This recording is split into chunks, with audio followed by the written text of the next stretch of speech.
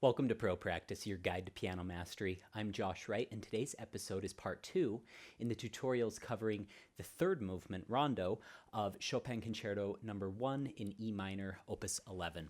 We are picking up from where we left off in our last tutorial, so we will be picking up at this A major section in bar 212.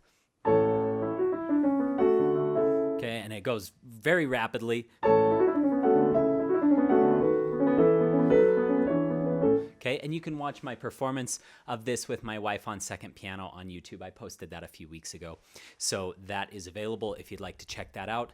But we are going to be breaking things down quite slowly today. And we're going to start right away with some hand redistributions. What I mean by that is distributing things into the right hand that some editions say that you should do in the left hand. So here, in this edition, the Ekier edition, the Chopin National Edition, they do already do this hand distribution. Right hand, and then left hand.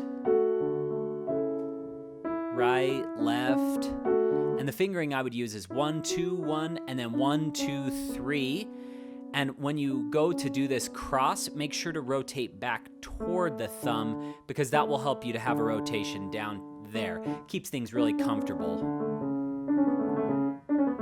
Practice it dry and make sure.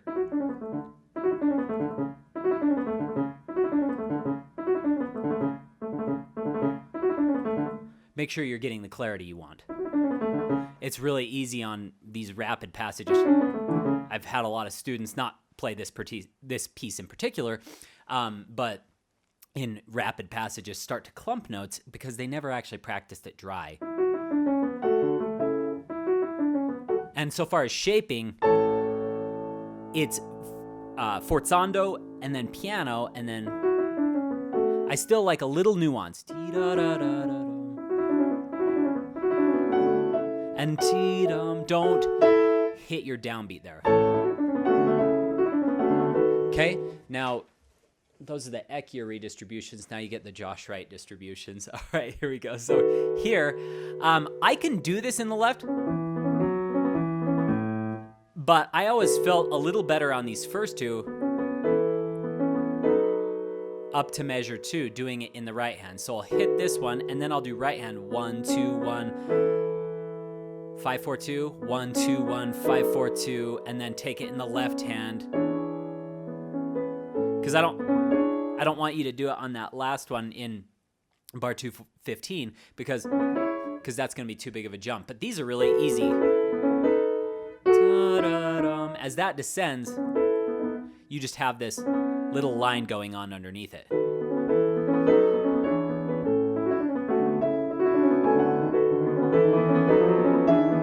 Same thing there. 1, 2, 1, 5, 4, 2, 1, 2, 1. And then this last one, that last measure, bar 219, I do take everything in the left hand that's written. Sorry. All right, so I'm going to go really slowly, just in case that was a lot of information right up front. I'm going to play this really slowly so you can watch the overhead cam if you're having trouble.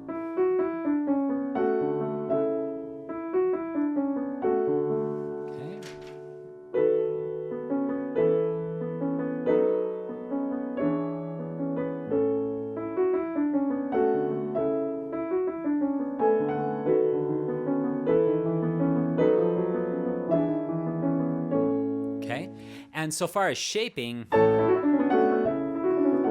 even softer, then go a little bit to there, then less, a little more, and then come back down. I still like to come down on both of those. It might seem a little bit predictable. However, Chopin has enough variety in here, so that it doesn't bother me to once again kind of move to there and then less to there. I like to savor a little bit because in the first iteration of this,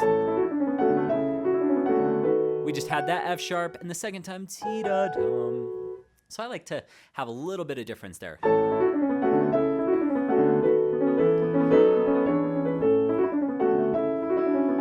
And I always have to remind myself, don't rush, because it's really easy to let that push ahead a little bit. So even making this tutorial, I'm like, I got to make sure I keep that in control. So real easy part to let it get away from you. Be careful.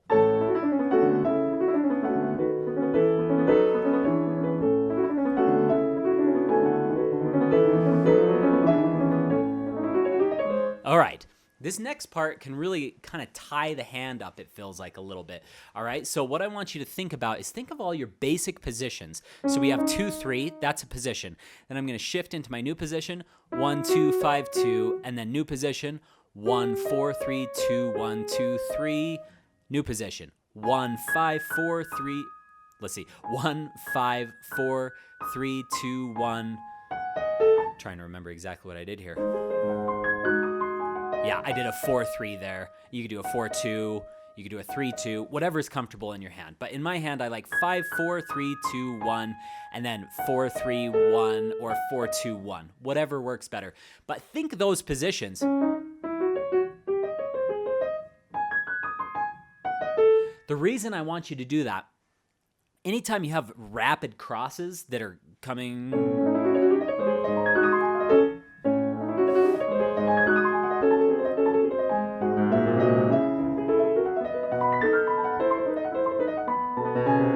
They're really moving in sections like this.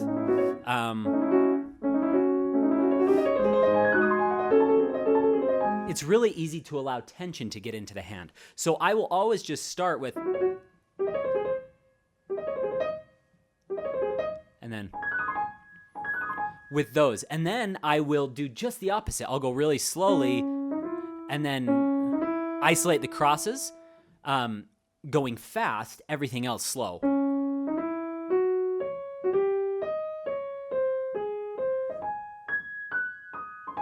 Oops.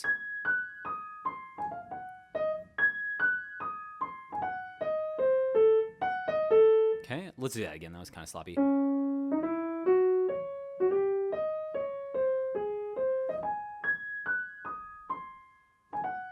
can even pause before it. I'm doing this in real time, so it's been a few weeks since I've even practiced this. I have another concert of it coming up in another month or so. So just got back from some trips, so a little rusty here. But as you start to, this is good, so you can see me kind of working this up in real time. So then when I put it together smoothly, I'm just thinking of seamlessly putting this back together.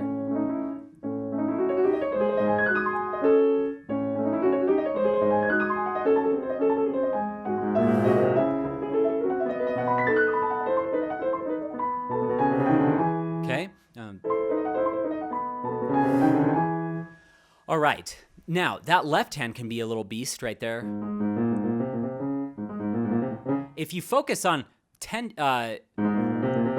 if you focus just on speed, it can start to clump like that. But if I think there and there to there and to there and to there, so always focusing on the ascending figures.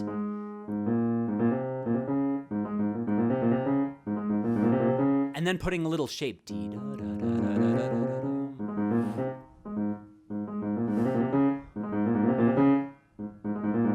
And you could even take a little time.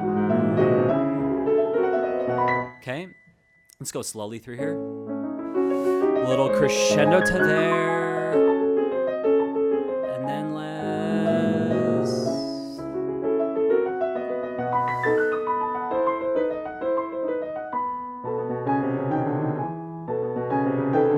And on those ones, you can take both of those in the thumb. 5, 1, 4, 5, 1, 4, 1.